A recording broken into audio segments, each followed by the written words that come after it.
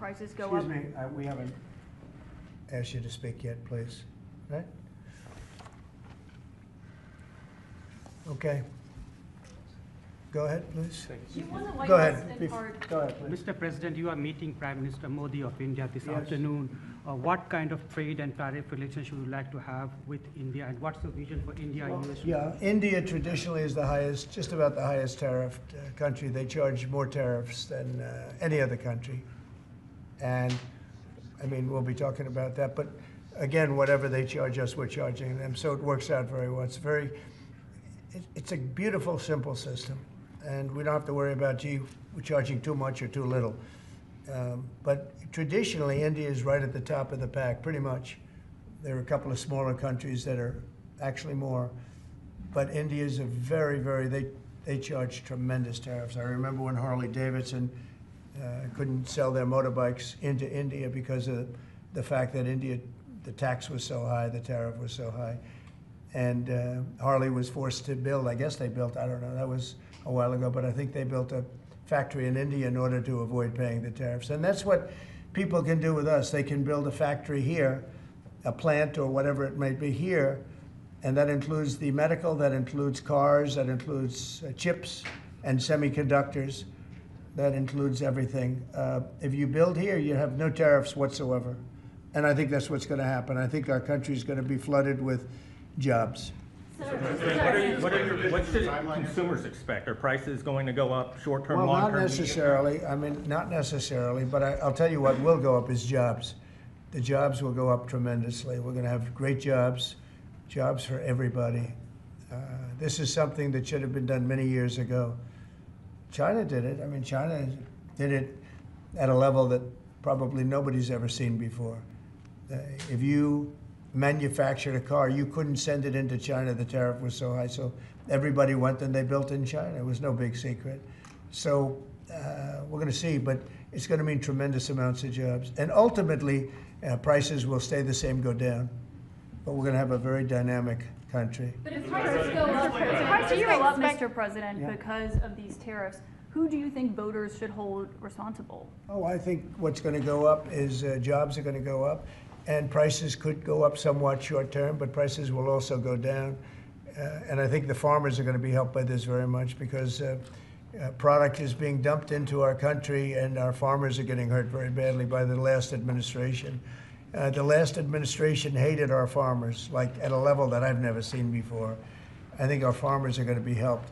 Jobs are going to be helped, but our farmers are going to be helped. Our manufacturers are going to be helped.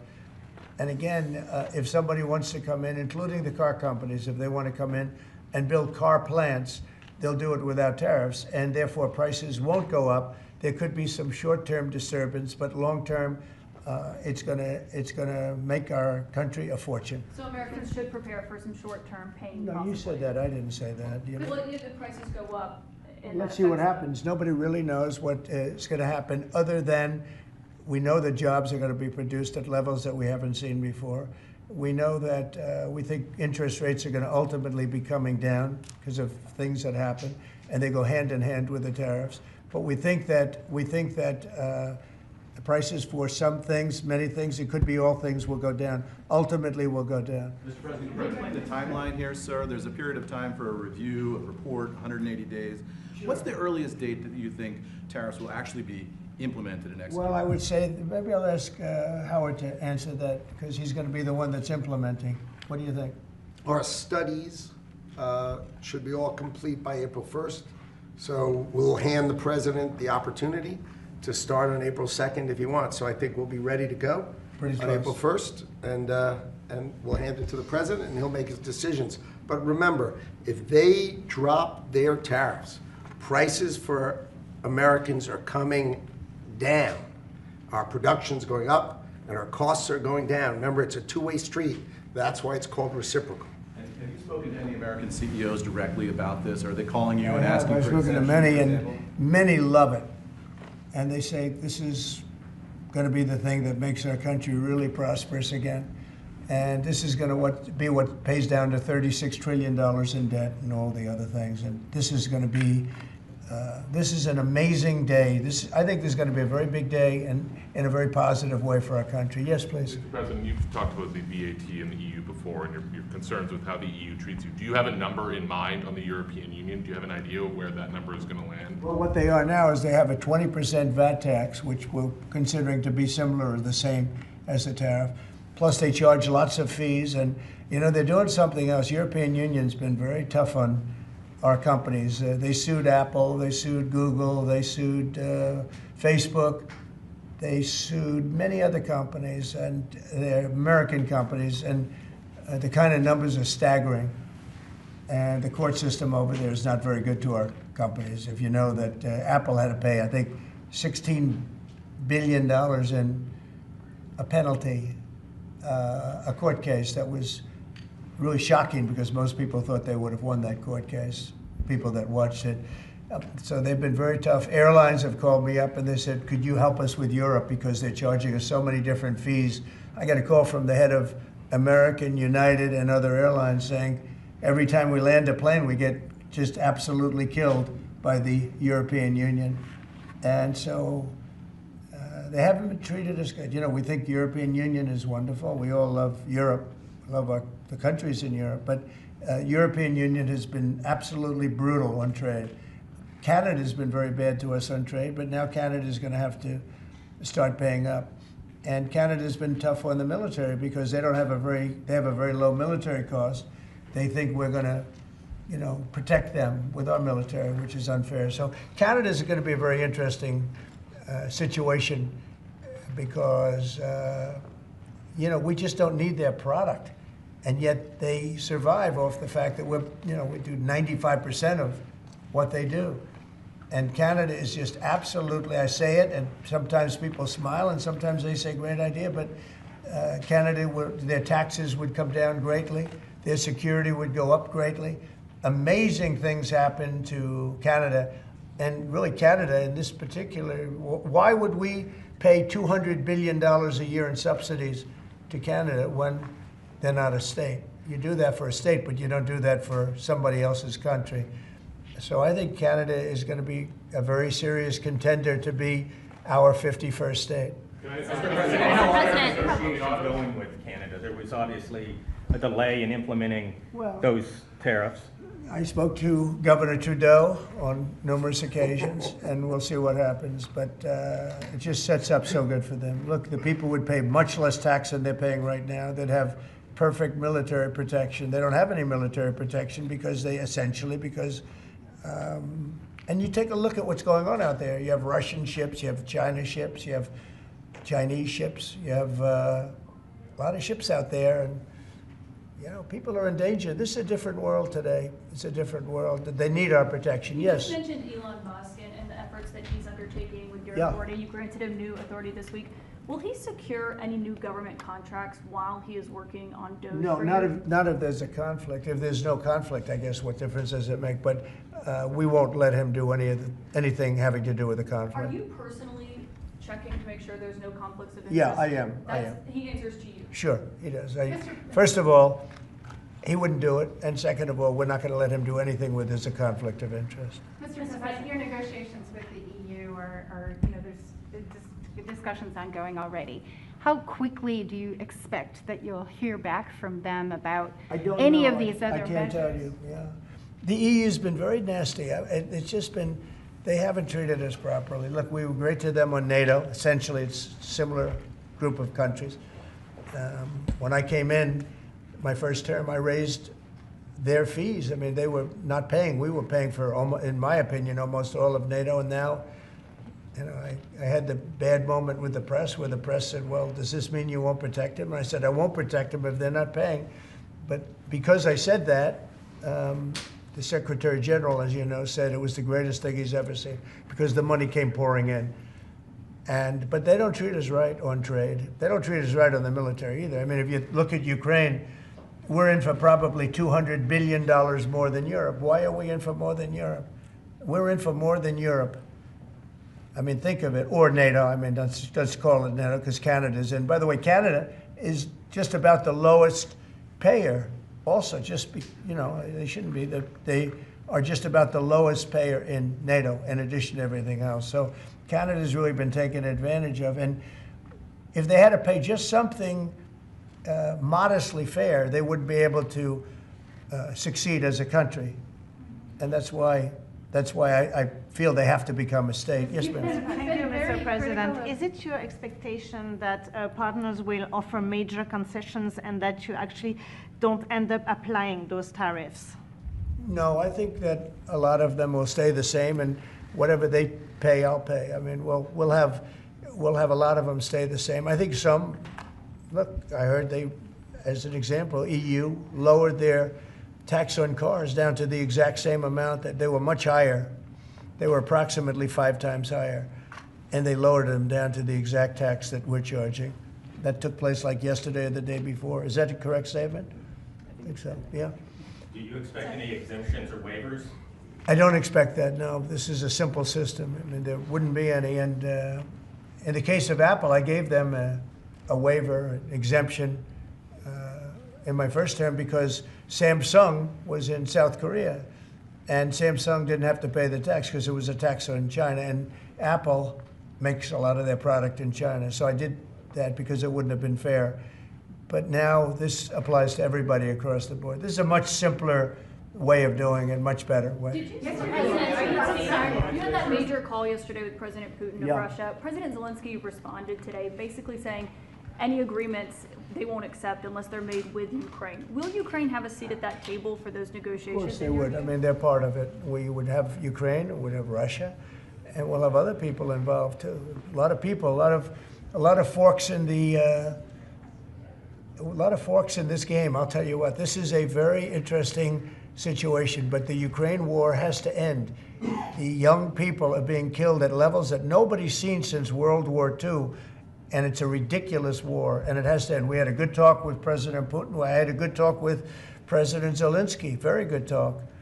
And somebody said, oh, I should have called Zelensky first. I don't think so. I mean, we have to find out whether or not Russia wants to make a deal. I know that Zelensky wants to make a deal because he told me that. But I now know that Russia wants to make a deal. Did you ask Secretary Hegseth to walk back his comments yesterday saying Ukraine won't join NATO and won't go back to pre-2014 borders because those are bargaining chips you could use? No, I didn't. Somebody told me to, but I thought his comments were good yesterday, and they're probably good today. They're a little bit softer, perhaps, but I thought his comments yesterday were pretty accurate.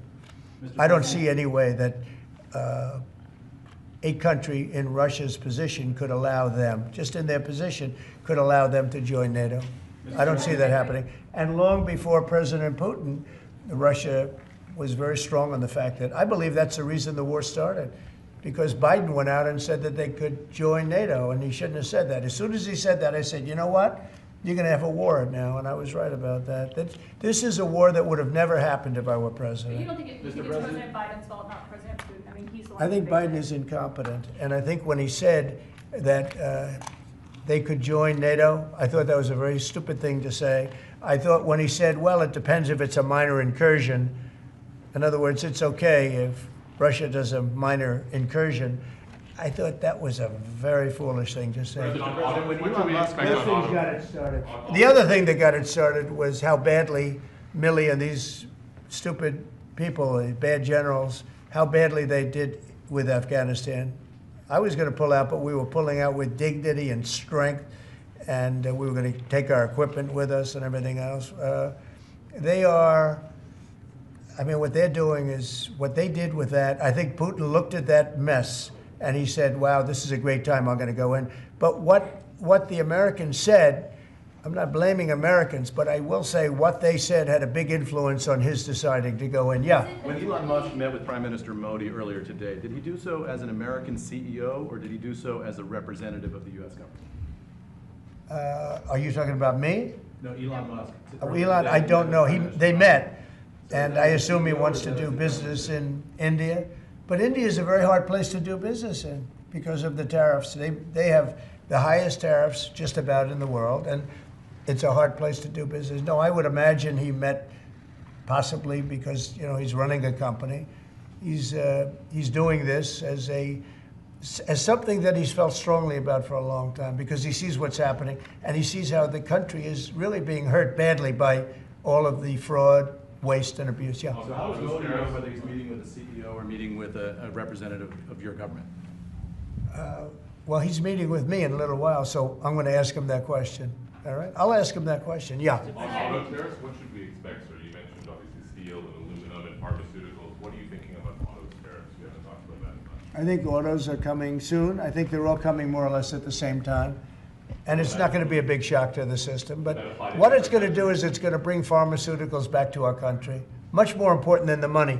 It's a lot of money, but it's going to bring pharmaceuticals back to our country. It's going to bring chips back to our country. It's going to bring automobile. We're going to do a lot more automobile manufacturing in our country.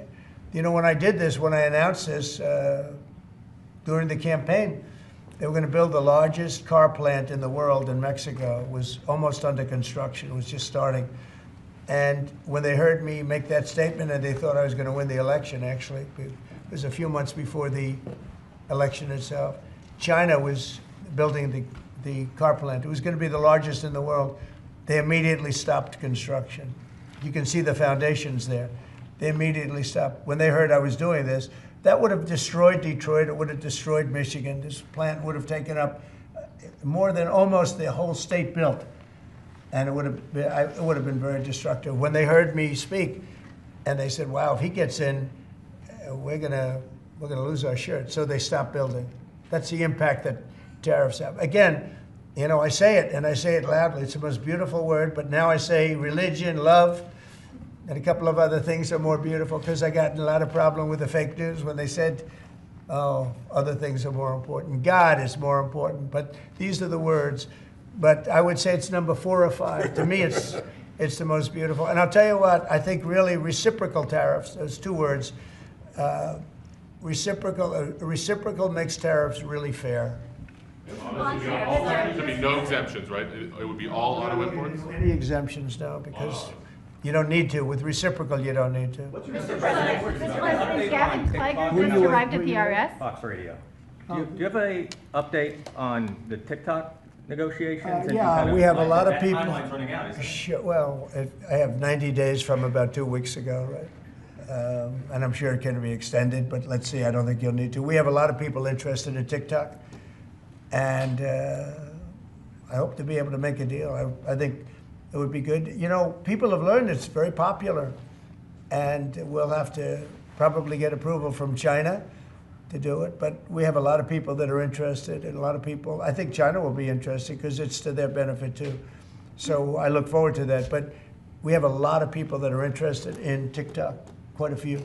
Mr. President, Doge workers arrived today, Gavin Klager and others arrived today at the IRS. Do you expect to close the IRS, or what are you expecting? No, I don't expect it, but I Someday. think that the Internal Revenue Service will be looked at like everybody else. Just about everybody's going to be looked at. So it's they're doing a hell of a job. It's an amazing job they're doing. And you know, that force is building. I call it the force of super geniuses, but it's building. And you know, they go up and they talk to some of the people about certain deals, and the people get all tongue-tied. They can't talk because these people get it. They're very smart people. We need smart people. Yes. Brian? On tariffs, sir. Yeah, Brian? Yes, sir. Mr. President, I know that during the campaign, it was huge in Pennsylvania as far as bringing back manufacturing. Have you talked to any CEOs since the tariffs were announced on steel and aluminum? What's the feedback from those guys? They are in love with it. As you know, in Pennsylvania, U.S. Steel is through the roof. They're all through the roof. That's why I didn't want U.S. Steel to make a deal with Japan or anybody else. I think it's going to do great. But I think maybe more than anybody else, the steel companies and aluminum companies, they're in love with what's happened. And this will eventually be the car companies and chip companies. We have to have chips made in this country. Right now, everything's made in Taiwan practically, almost all of it, a little bit in South Korea. But everything, almost all of it is made in Taiwan. And we want it to be made. We want those companies to come to our country, in all due respect. You know, they took the business away. Taiwan took our chip business away. We had Intel, we had these great companies that did so well, and it was taken from us, and we want that business back. We want it back in the United States. And if they don't bring it back, we're not going to be very happy. You Sir, on mentioned tariffs, are you- pharmaceuticals as well in China. That's national security to bring that back. Yeah, China and other places. We want to get the pharmaceutical and drug business back into the United States, where it should be, right? Sir, on tariffs, are you concerned that the countries that would be most affected, like India, would just shift their trading to China? No, I'm not concerned about anything, really. I mean, I'm just doing what's fair. This is a very fair thing. This should have been done a long time ago. I would have done it, but then COVID hit. I was getting ready to do this years ago, and first time we had the most successful economy in history, and then COVID hit, and this was going to be the thing that I was most waiting to do, but it was awfully hard to do this with Italy and France and Spain, and all those people were dying, and then we put tariffs on. See, I have a big heart. Sir, on Ukraine, when Putin says that he really wants peace, do you believe him? Yeah, I do. I believe he wants peace. I believe that President Putin, when I spoke to him yesterday, I mean, I know him very well. Yeah, I think he wants peace. I think he would tell me if he didn't. I'd like to see peace. Do you trust President Putin? I believe that, I believe that he would like to see something happen. I trust him on this subject. I think he'd like to see something happen. I think it could have happened a long time ago. I think Biden, number one, it shouldn't have started, but it did. And now all those cities are knocked down, like demolition sites. All those beautiful golden towers are knocked down. There's nothing going to replace them. But much more importantly, you lost millions of people. A lot of soldiers, but you lost millions of people. When they knocked down those cities, and they're all laying down on the side, they're lying down just in ashes and all crumbled up concrete. They literally look like a world-class demolition site. And many of them, almost all of them, but many of them, and this should have been done by Biden years ago. This should have never been allowed to happen. I know he's a friend of yours. But couldn't Putin just withdraw his He's a friend of today? CNN. That's why nobody watches CNN anymore, because they have no credibility. Okay, who else? Yes, please. Sir, if you can find a buyer in the United States for TikTok, do you think Xi Jinping will authorize the sale of it, or will he? I'm going to make it worthwhile for China to do it. I think so.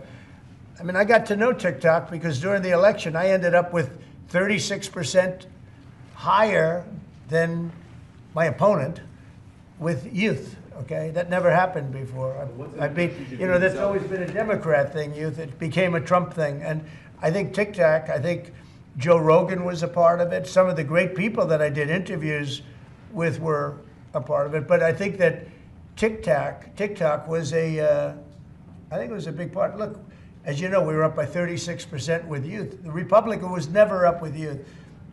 And I focused on TikTok, and I found it to be amazing, actually, and very fair. And I think the image of TikTok is different than it was before the election. I think people saw it, and they view it as a positive, not a negative.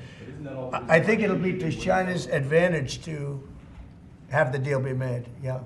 How much money do you think you'll raise from tariffs on an annual basis? That's the most interesting question. I think it'll be a staggering amount. It will be I call it the External Revenue Service. That was a name that was devised by a few of us, but I think it's going to be a staggering amount. We've heard it's the number 1 trillion floated in meetings with senators. Is that a number you've thought of? I don't know, but already the Senate's saying, well, wait a minute, they're looking at some of the numbers and they're saying, whoa, look, we want to, I say America first, I say make America great again. That's what we're doing. I think it's the most important thing I've signed. I've signed some very important things. Right to try was so important. I mean, a lot of important things. Space Force, the biggest tax cuts in history. This could be one of the most important things that we've ever signed. Do you expect the Russians and President Putin to attend the summit in Saudi Arabia? Eventually, yeah. Not quite yet. It's a little early. They're having a meeting in Munich tomorrow. Russia is going to be there with our people. Ukraine is also invited, by the way. Not sure exactly who's going to be there from any country, but high-level people from Russia, from Ukraine, and from the United States. Do you want to have Russia back to the G7, sir? I'd love to have them back. I think it was a mistake to throw them out. Look, it's not a question of liking Russia or not liking Russia. It was the G8, and I said, what are you doing? You guys, all you talk about is Russia, and they should be sitting at the table. I think Putin would love to be back. Obama and a couple of other people made a mistake and they got Russia out. It's very possible that if that was the G8, you wouldn't have had the problem with Ukraine.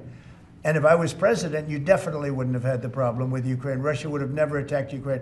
But you ask a very good question, the G8. It used to be the G8, and then these people threw them out. And I was arguing with Trudeau and with numerous of the people. Actually, Prime Minister Abe, a great man from Japan, agreed with me 100%, and some of the others did too. But I got there, it was the G7, as you know. They had already been terminated.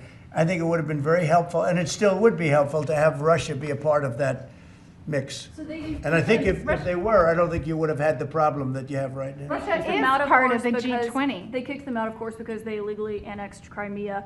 I mean, how would you have responded if Russia invaded or took over? They took Crimea during Obama. 2014. They took, well, now they're looking to take the whole thing. Then they took a big chunk of land and people, as you know, during Bush. And now they're trying to take the whole thing during Biden. You know, the only one that didn't give them anything is Trump. They never took anything with Trump, nothing, not 2 inches of property of land. But Crimea was Obama. And then Bush gave them a lot, if you remember. And then, in fact, it's a sort of a standard little phrase. And Biden's giving them everything because this is a war that shouldn't have been had. And the only one that didn't give them anything is Trump. It's just the way it is. What's the message from Wall Street about these tariffs? So there's been some nervousness on Wall Street about the impact. So. I mean, there hasn't been very much, and I think it's going to make the United States stronger, and in many ways it could make other countries stronger too. You know, other countries want to have a strong United States. They want to have a strong America, and I think it's going to make us very, very strong, much stronger. And we have a lot of work we're doing on the military. Our military already, I've authorized some contracts to be built that are very substantial. We're building the greatest equipment in the world. We have the greatest military equipment in the world. We're building it. At some point, when things settle down, I'm going to meet with China, and I'm going to meet with Russia in particular, those two, and I'm going to say, there's no reason for us to be spending almost $1 trillion on military. There's no reason for you to be spending $400 billion. China's going to be at 400 billion. We're at $1 trillion. We're going to be at close to $1 trillion. And I'm going to say, we can settle this on, we can spend this on other things. We don't have to spend this on military because, and I'm going to be meeting with China. You know, we were trying to de-escalate nuclear, and I was in a position where Russia had agreed and China had agreed we were going to start, and then we had a rigged election, so that never took place. But this one was too big to rig. We won by so much that it was too big to rig. You want to do the China meeting in the United States, or would you travel to China for that? For what? A China meeting. Would you do that here or I there? tell people all the time, you know, the question is who's going to have the first meeting, where are you going to, I say this to Putin, to President Xi, I say to everybody, never bothered me, you know, I'm willing to say I'll go first. It doesn't matter. It's the end result that counts.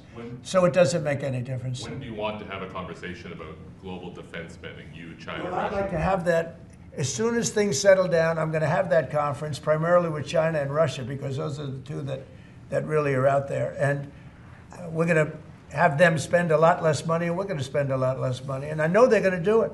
They agreed to it. We were talking about denuclearizing, and President Putin and I agreed that we were going to do it in a very big way. There's no reason for us to be building brand new nuclear weapons. We already have so many. You could destroy the world 50 times over, 100 times over. And here we are building new nuclear weapons, and they're building nuclear weapons, and China's building new nuclear weapons, and China's trying to catch up because, you know, they're very substantially behind, but within 5 or 6 years, they'll be even. And we're all spending a lot of money that we could be spending on other things that are actually, hopefully, much more productive. Hopefully, there'll never be a time when we need those weapons. If there's ever a time when we need nuclear weapons, like the kind of weapons that we're building and that Russia has and that China has to a lesser extent, but will have, that's going to be a very sad day. That's going to be probably oblivion. Do you see that as separate conversations, or do you see one giant summit with you, Xi Jinping, and Vladimir Putin? Yeah, I could see that. let things calm down a little bit. You know, when I left, we had no Middle East problem. We had no Russia going into Ukraine. They never would have done it. Putin never would have done it. And I came back and we got like the whole world is blowing up. So when we straighten it all out, then I want to have one of the first meetings I want to have is with President Xi of China, President Putin of Russia. And I want to say, let's cut our military budget in half. And we can do that. And I think we'll be able to do it. If Elon Musk identifies wasteful spending in the Defense Department, defense contractors and the like, are you willing to go after that spending as well? We have to go waste, fraud, and abuse. Yeah, and we're doing that. Could we, I'm just wondering about your conversations on defense spending. Would you want to do that as a trilateral, or would you use the existing body that also already includes China and Russia, the G20?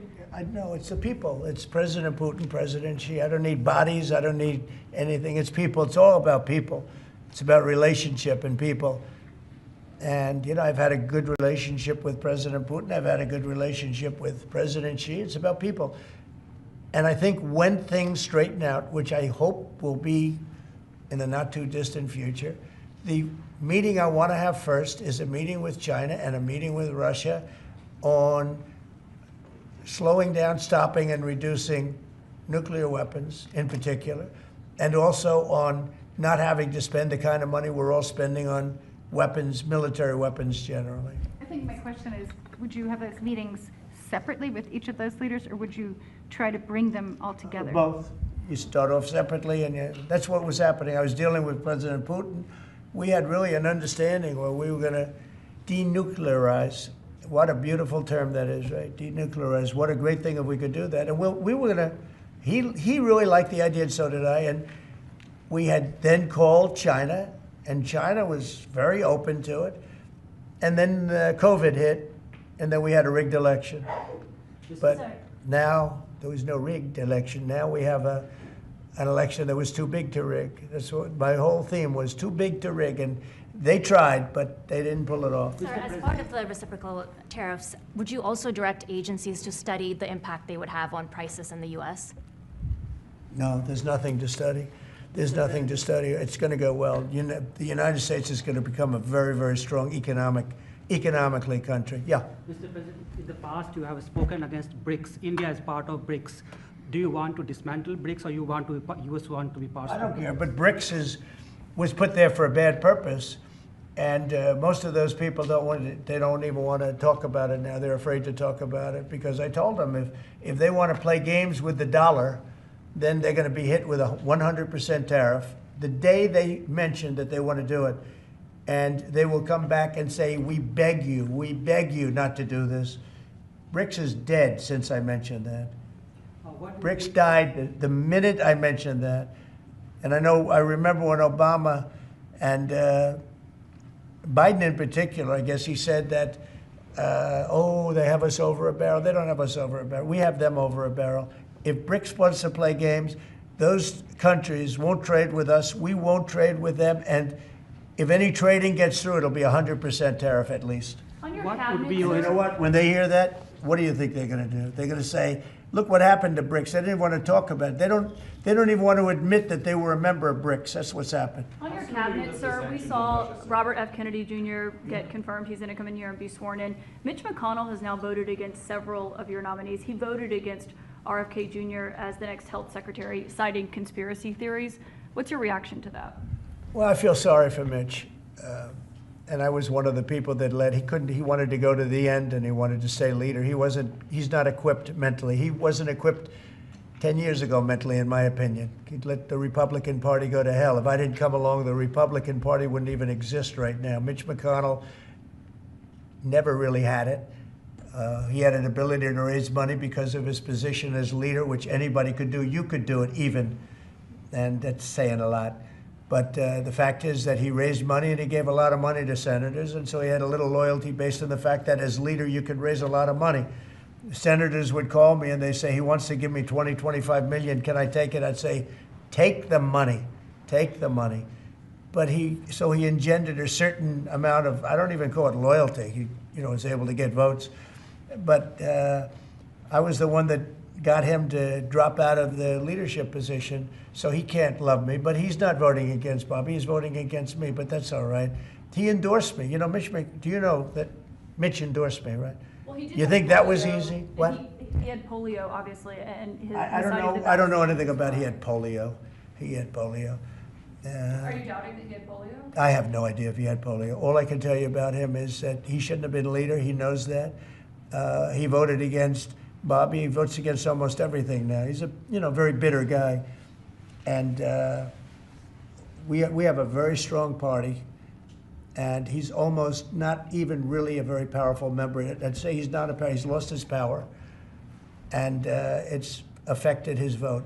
And, it's one of those things. But in the meantime, Bobby did great, got more votes than anybody thought.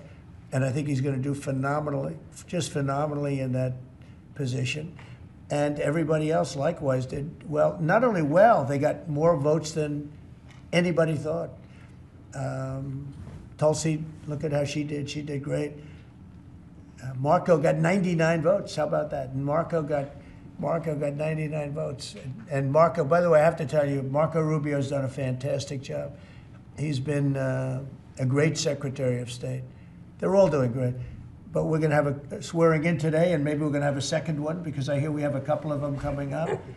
And the man behind me is doing a fantastic job, Secretary of Commerce. And I think you're going to see something very big come from today's signing. This is going to be a very important signing. Okay?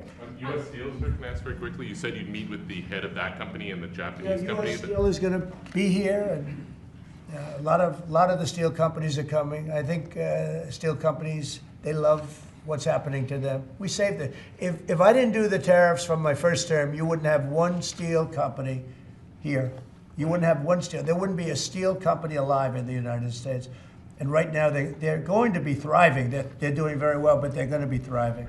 They're going to be coming out. People are going to want to buy those steel companies like crazy. Are you still planning to mediate talks between Nippon Steel and U.S. Steel? Yeah, I don't know. I think U.S. Steel right now has all the power. The tariffs have given U.S. Steel a new lease on life. Okay? Thank you all very much. Thank you. Thank you. Thank you. Let's go. Let's go, guys. Thank you, Press.